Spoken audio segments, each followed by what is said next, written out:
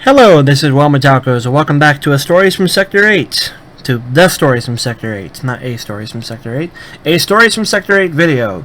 This is another video in the campaign series. Next week's video, if there is one, will probably not be the campaign series. I'll elaborate on that later. This video, or this game I played, was on the 9th, which is today when I'm recording it, which will be tomorrow by the time this video gets uploaded. It was me as Necrons, still playing Necrons in the campaign, versus the Guard player. And, where to begin? The total points at the end of the game was 7-2, with me at 7, him at 2. He conceded at turn 4. He didn't call it and have to go. He conceded. Things were definitely not going in his favor. I didn't table him, obviously. I shouldn't have to mention that after I conceded him, but I was getting there. I was definitely getting there. If it had gone on much longer, I probably would have tabled him. Necrons vs. Guard. It was a 1750 point game, and we knew ahead of time the objective was purge the alien. The only other game this Guard player has technically played was versus the Tyranids. The DM, the Game Master, had to step in for him for one of his games against the Tyranid player again. So he's technically only played one game. I'm trying to give some backstory here. Bear with me. He played one game versus the Tyranids and lost. He was quoted as saying he was not happy with how his infantrymen performed that game. Like he said he was never going to bring infantrymen again. When I went into this game, thinking a couple of things. First, all this stuff is together, I shouldn't say first, but I'm going against a Guardsman player, an Imperial Guard player, an Astra Militarum, or whatever you choose to call it. An Imperial Guard player who is not happy bringing infantry and knows he's playing Purge the Alien, and in Purge the Alien environment you usually bring less units rather than more. All these things taken into account led me to believe he was going to spam vehicles, and I brought my list to try to go against vehicles, because I don't believe in list tailoring. You shouldn't list tailor, and you definitely shouldn't net list, but there are some armies that when you fight against them, you have to take advantage of their weakness, otherwise you can't win against them. When you're fighting against Harlequins, don't bring melee, because you can't beat Harlequins in melee. When you're fighting against Guard, do not engage in a ranged war with Guard, unless you're Tau and you have to. Any other codex, except Guard as well, do not engage in a range war with Guard. You will not win. That is the one thing Guard do very, very well. They are not a melee-oriented codex. They are a ranged codex. They have to try to do range. Ogren and a couple other units could be melee, but there's none of that here. So he had to do what he could at range. So I went into this game knowing that I had to go flat out melee, and that's really what I tried to do. He brought I'm gonna try to say what he brought, and I'm gonna get all this wrong because I know so little about Guard. He brought a single Basilisk. He brought 2 Lehman Russ Eviscerators, something like that. He brought 2 special kind of Lehman Russes. I think they were called like Lehman Russ Viscerators or Vicendicators or something with that. It sounded like a V word to me. He brought 2 of those. He brought a Hellhound, a Sentinel, just one Sentinel, an armored Sentinel, and then he brought a command squad, and then he brought a bunch of guardsmen, but they weren't conscripts. They had a 5-up armor save. A 5-up armor save and all that stuff. So they weren't conscripts. They were above regular conscripts. And then he brought a Thunderhawk, something like that. I think like a Thunderhawk or something, a big flyer, and he brought a Vendetta flyer, and he also brought a unit of Stormtroopers. So that's all he brought. I brought, because again I was trying to think melee here. I brought my Dekakion formation, which gives everybody a 4-up reanimation check. I brought 2 units of warriors, only 10 strong each. I brought a unit of Lich Guard, 6 strong, and then I brought. Did I say Lich Guard? I think I said Lich Guard. I brought Lich Guard 6 strong. That's true. What I meant to say is I brought Immortals 6 strong. So warriors and warriors. Then I brought Immortals. I brought a unit of Lich Guard. And then I brought 2 units of formation, or I can't speak. I'm sorry. I'm tired. I brought 2 units of Praetorians and a Triarch Stalker as a formation. I brought a Spider, a unit of Scarabs, and Race as a formation. And I buffed them all out. There were 6 Race and 9 Spider and 9 Scarabs. I brought that as a formation, and I brought the Tomb Blades and my Overlord. And I think that's actually everything. Basically, my whole idea was the Praetorians have a special role called Entrophic Strike, which means when in combat with a vehicle or a monstrous creature, when they roll a to-wound roll of 6, if it wouldn't normally be a glance, it is now considered a glance, which is basically, think of Gauss. It's Gauss, but in close combat. I brought 10 total Praetorians who move 12 inches and can hurt vehicles in close combat. I brought Scarabs who move 12 inches and can hurt vehicles in close combat. I brought 6 Wraiths who move 12 inches and can hurt vehicles in close combat. I brought Lich Guard who move 6 inches but can hurt vehicles in close combat. You see where I'm going here? My whole concept of this list was to tie his vehicles down and just eviscerate them, and that's actually kind of exactly what happened. There were a couple of things that happened in this game that were pretty outlandish. Like he had some, I had some hot dice this game, really hot dice, and he had some not so good dice. His dice were not favoring him this game. He deploys first. I deploy second. I seize the initiative. Right off the bat, not so good for the guard player. That's not a thing he wants. I seize the initiative. I go first. The formation I brought with my Scarabs, my Spider, and my Race says the Spiders and the Race, as long as they're within 12 inches of the Spider, and they were, get a special rule.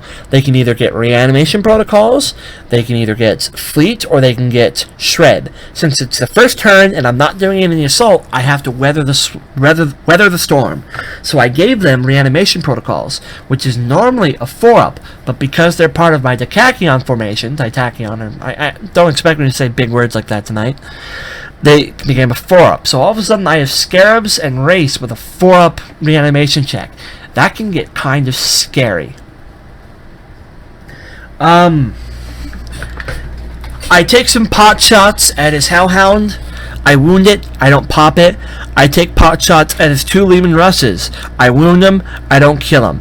My Scarabs move forward, then move forward 12 and run 6. They're almost there. My Wraiths move forward 12 and then run 6. They are almost there. And the Praetorians move 12 and don't run as fast, but they are right behind everything else. So again, my melee front line has moved forward.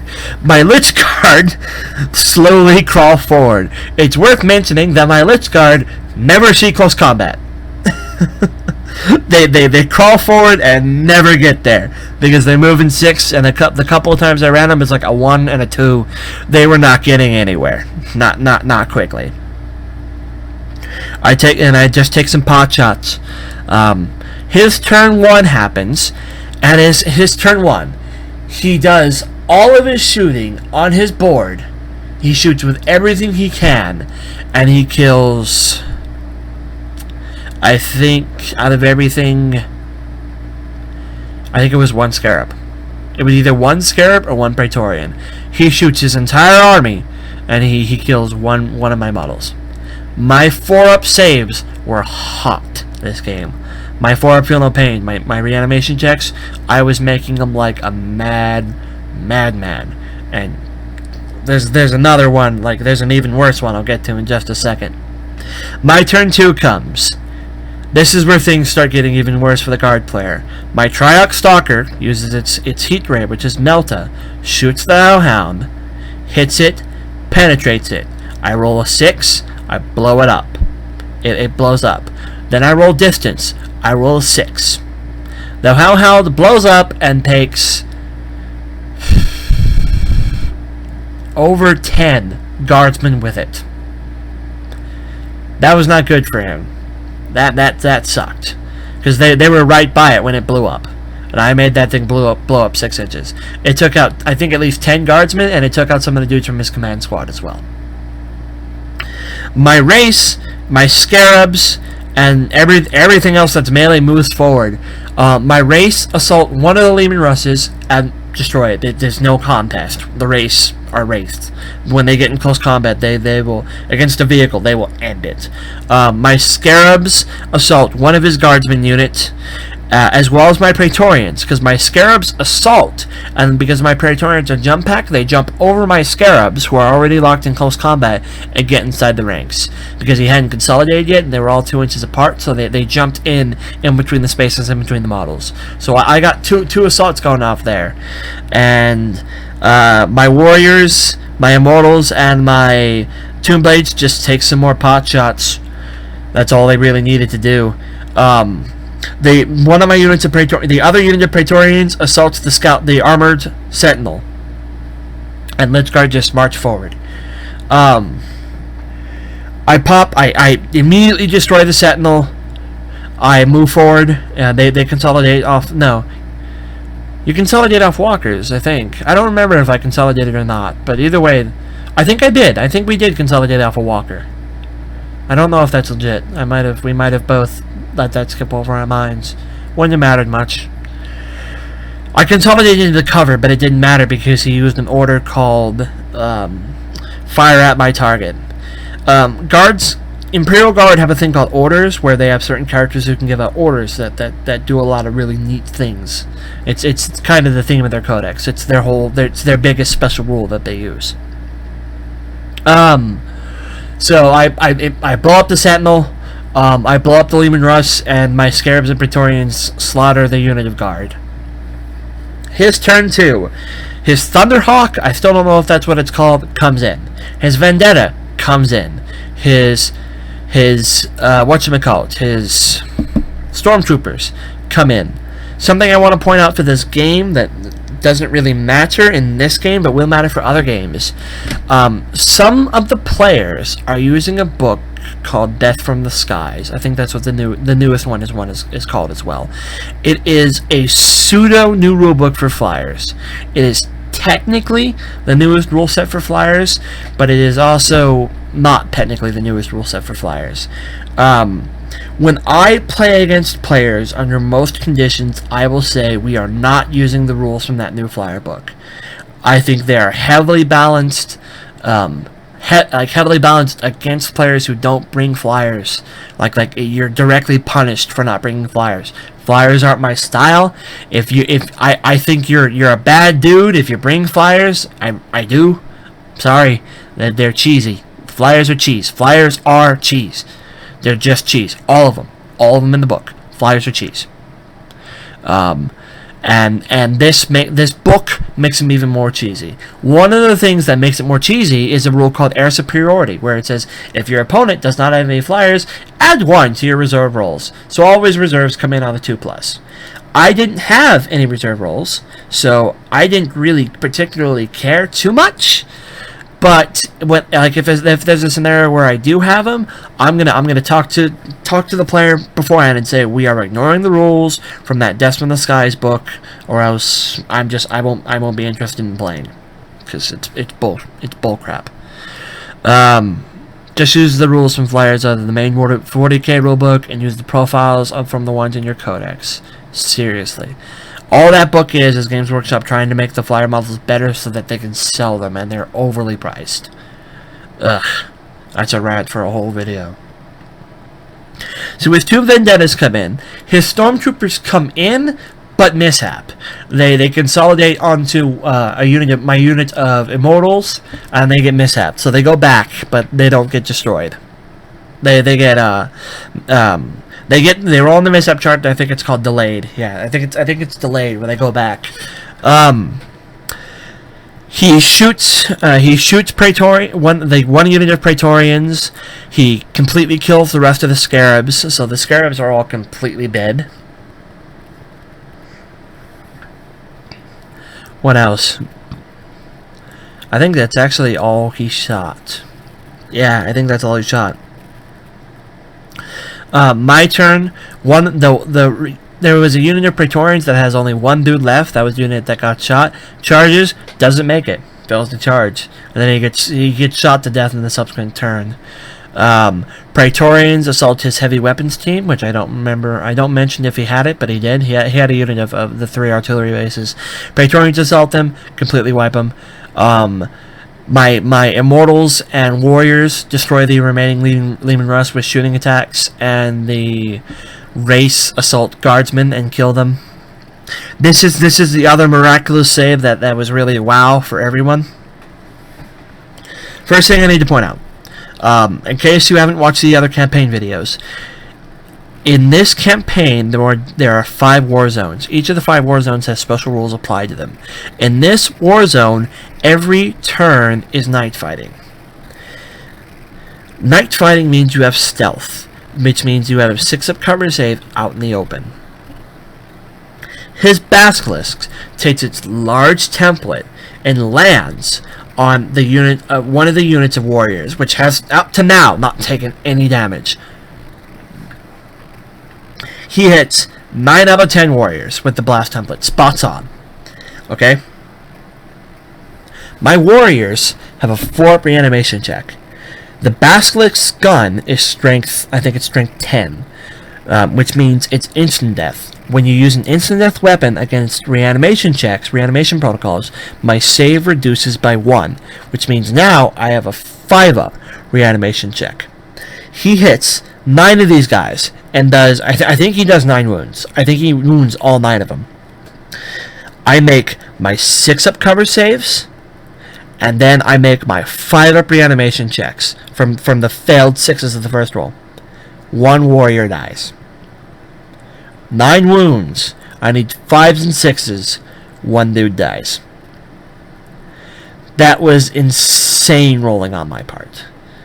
That was ridiculous. Those warriors weren't doing very much. It wouldn't have changed the course of the game if he had blown them all up. It wouldn't have changed a damn thing. But that is pretty ridiculous. Oh, his Vendetta flies up and completely pops the Triarch Stalker. I go armor 13. I'm armor 13. He goes, I don't care, and he goes glance, glance, glance, and I go blow up. So that's gone. At that point, it was shortly thereafter. I think we called it. He had only killed 1 warrior out of 20, so there's 19 warriors left.